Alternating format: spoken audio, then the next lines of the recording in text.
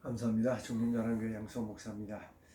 오늘은 요한복음 4장 4절을 우리가 읽어보면서 은혜를 나누겠는데요. 어제 저녁에 제가 이것에 대해서 읽고 해설한 동영상을 올렸어요. 그랬다가 삭제하고 다시 하는데 약간 아쉬운 부분이 있어서 다시 읽고 해석하면서 은혜를 나누도록 하겠습니다. 먼저 읽어볼게요. Ede de auton di erkesai diatis Samarias. 해석을 해보면요. 여기 di erkesai 이게 부정사입니다. erkesai가 뭐 가다는 뜻이에요. 그래서 영어로는 to pass라고 되어 있잖아요. 지나가다. 지나쳐 가다 뭐 이런 뜻이에요. 근데 앞에 여기 아우톤이 있는데 이 아우톤은 예수님을 가르쳐요. 그러니까 이 부정사의 주어는 아우톤입니다. 예수님이죠. 예수님이 지나가는 거예요. 디아는 무엇을 통하여 무엇을 가로질러 뭐 그렇게 해석할 수 있는데 전치사죠. 예수님이 사마리아 땅을 지나서 통해서 가야 되는 그런 일이 에데이 있어야만 했다는 것이죠. 예수님이 사마리아를 통해서 사마리아를 가로질러서 가셔야만 하는 일이 에데이 있어야만 했다. 그래서 여기는 it was necessary the former him 이렇게 돼 있잖아요. 영어로요. 그가 이 부정사의 주어가 예수님이죠. 그가 가야만 하는 일이 필요했다. 그래서 더 직접적으로 이렇게 해석을 한다 그러면 예수님이 사마리아 땅으로 지나가야만 했다라는 것이죠. 그렇게 해석할 수 있는 것이죠. 굉장히 중요한 말씀입니다.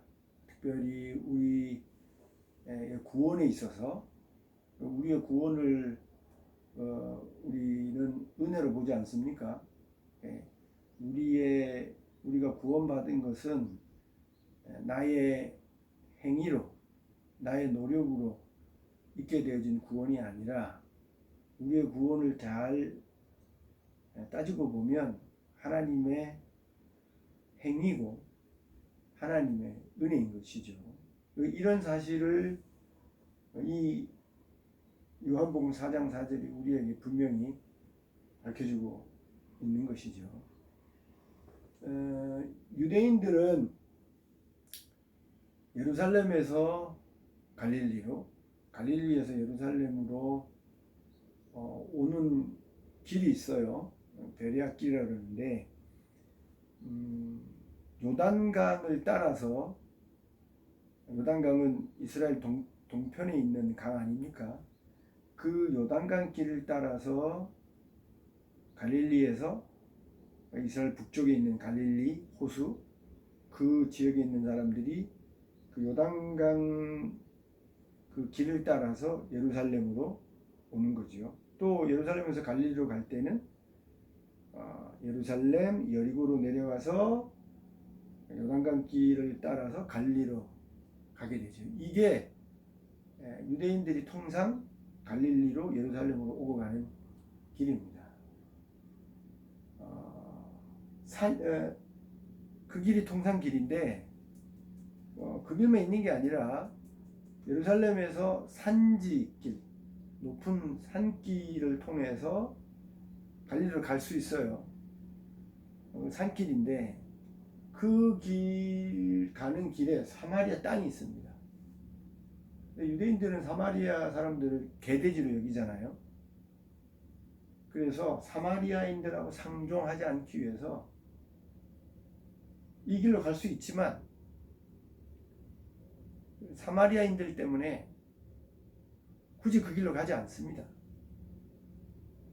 보통 사람들은 요단강길을 통해서 갈릴리로 예루살렘으로 오고 가는데 그게 통상길인데 어떤 일인지 예수님께서 그 통상길 그 요단강길로 가지 아니하시고 사람들이 가지 않는 사마리아인 개돼지라고 여겨서 상종하기도 싫어하는 그 사마리아 땅을 가로질러서 예수님이 가야 할 필요가 있었다는 것이죠. 다른 말로 예수님이 가야만 했다는 것이죠. 가야만 했다. 여기 사마리아 땅을 찾아서 가야 하는 이유가 있었다는 것이죠. 4장의 내용은 잘 아시다시피 사마리아에 가셔서 수가성 여인을 만나서 그 여인을 구원하고 그 여인을 통해서 또 사마리아 사람들을 구원하는 그런 내용이 나오게 되어지는데, 그러면 사마리아 여인은 다 아시잖아요. 남편을 5명이나 둔 여인이었는데 이 여인이 5명의 남편하고 헤어지고 만족하지 못했는지 헤어지고 또 다른 그 남자를 얻어서 지금 살고 있는 그런 상태이죠. 이런 그 여인의 모습을 볼 때 우리 인간적으로 또 윤리적으로 도덕적으로 볼 때 큰 문제가 있는 여인, 정말 손가락질 받을 만한 그런 여인이라고 할 수 있죠. 평생 한 남자 한 여자와 서로 힘들고 어려워도 결혼해서 사는 사람이 많은데 남편을 결혼을 5번, 6번 그렇게 한다는 것은 특별한 여인이죠. 문제가 많은 여인인 것이죠. 윤리적으로나 도덕적으로나 아니면 뭐 성적으로나 문제가 많은 여인이에요. 이런 사실은 이 수가성 여인이 정오에 물을 기르러 왔다는 그 사실을 통해서도 우리가 간접적으로 확인할 수 있는 내용이죠. 사람들이 부끄러운 거예요. 우물가에서 다른 사람을 만나기 싫은 겁니다. 아무도 오지 않는 뜨거운 정오에 물을 기르러 왔다는 것은 사마리아인, 유대인이 개돼지로 여기는 사마리아인조차도 그 여인을 좋게 보지 않은 그런 여인이 수가성 여인이죠.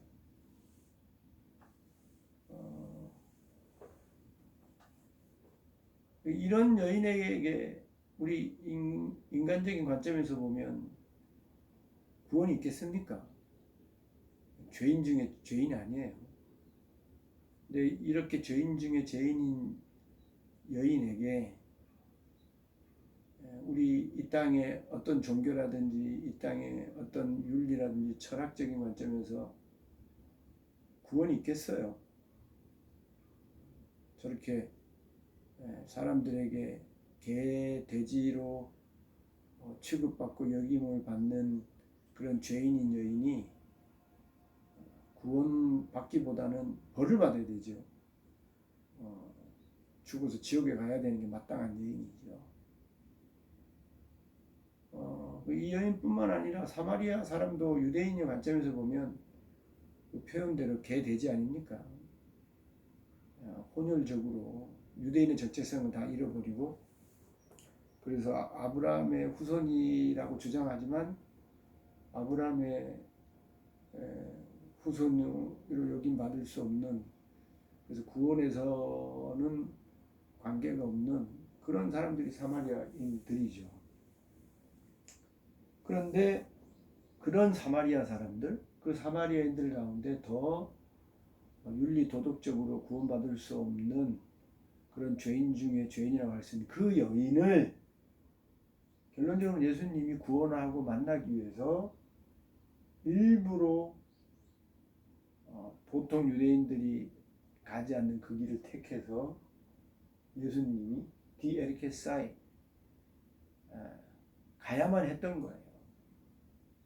갔던 것입니다. 그래서 원래 이에 대의는 여기 대의는 이게 3인칭 그 단수를 말하는 건데요. 이것이 예수님이 지나가야만 했던 그 상황을 이렇게 말하는 것이지만 결국은 예수님이라고 해석해도 되는 것이에요. 예수님이 사마리아를 지나가야만 했던 이유와 목적이 있었던 것이죠. 그 이유와 목적은 죄인 중에 죄인인, 사마리아인 중에 사마리아인이라고 할 수 있는, 죄인 중에서 할 수 있는 그 여인에 대한 구원, 관심, 사랑 때문에 예수님이 일부러 사마리아 땅으로 가신 것입니다. 사도 바울이 자기를 가리켜서 죄인 중에 괴수라고 하지 않습니까? 왜 그렇게 표현합니까? 바울이 바울 되기 이전 사울일 때 어떤 사람이었습니까? 예수 복음을 핍박하고 교회를 핍박하고 예수 믿는 사람을 잡아서 가두고 심지어 죽이는 그런 일을 했던 사람 아니에요. 이 사람이 우리 복음의 관점, 예수님의 관점에서 보면 복음을 방해하고 교회를 회방하는 사람이기에 죄인 중에 죄인이고 정말 지옥 가야 되는 그런 사람인 것이죠. 그런데 그 죄인 중에 죄인인 회방자 중에 회방인 그 바울에게 다메섹 도상에서 예수님이 나타나시잖아요. 부활하신 예수님이 나타나서 사울아 사울아 왜 내가 나를 핍박하느냐. 그 죽어야 되는 지옥 가야 되는 그 방해꾼인 바울을 예수님이 찾아서 만나시잖아요. 그리고 그 죄인인 사울을 바꾸어서 복음을 전하는 바울로 하나님 만드시지 않습니까? 예수님이.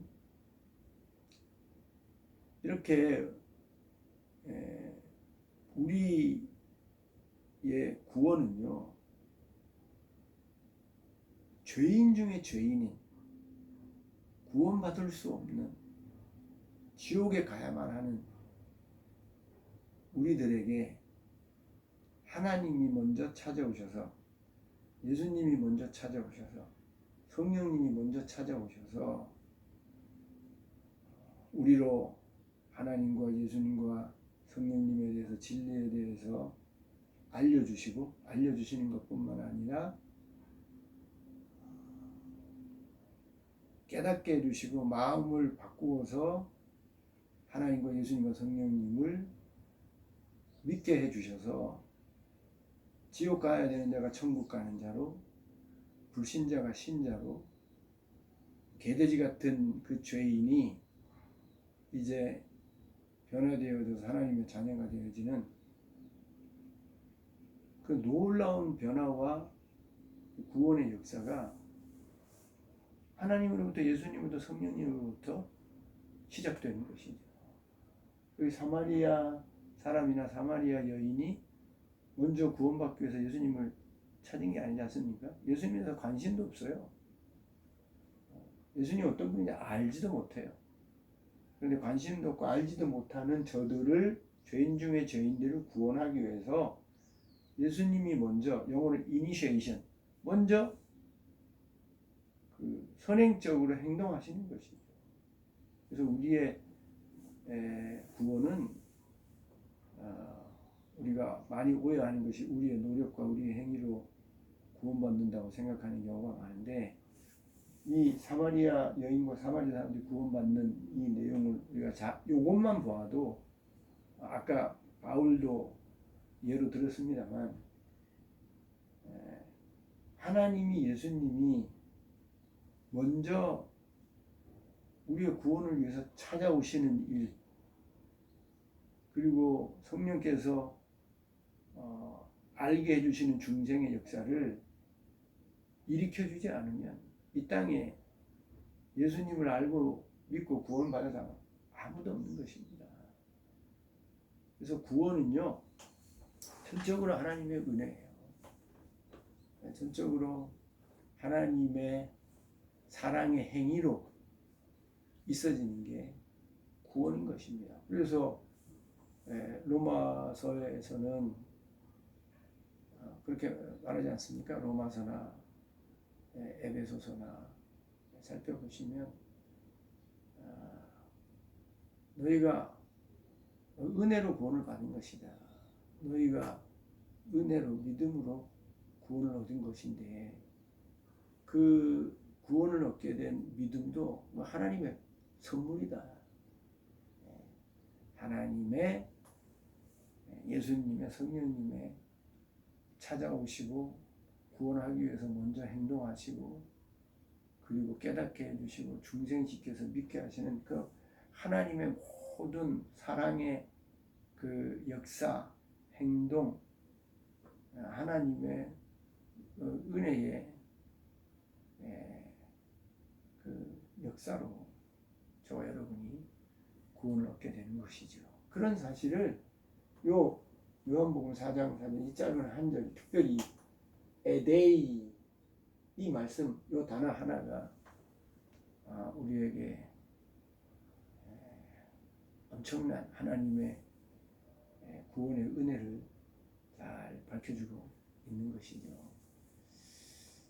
그래서 우리는 예수 믿고 구원받은 것에 대해서 교만하지 말고 하나님의 은혜로 우리가 구원받게 된 것을 늘 기억하고 늘 감사하면서 겸손하게 신앙생활 해야 되는 것이죠. 오늘 말씀을 꼭 기억하시고 평생 나를 구원하기 위해서 먼저 찾아오시고 또 알려주시고 깨닫게 해주시고 믿게 해주신 그 하나님의 역사, 성령의 역사, 예수님의 역사를 우리 기억하면서 감사하면서 겸손하게 남은 삶을 신앙생활 하시는 저 여러분 될 수 있기를 주님의 이름으로 축원드립니다. 감사합니다.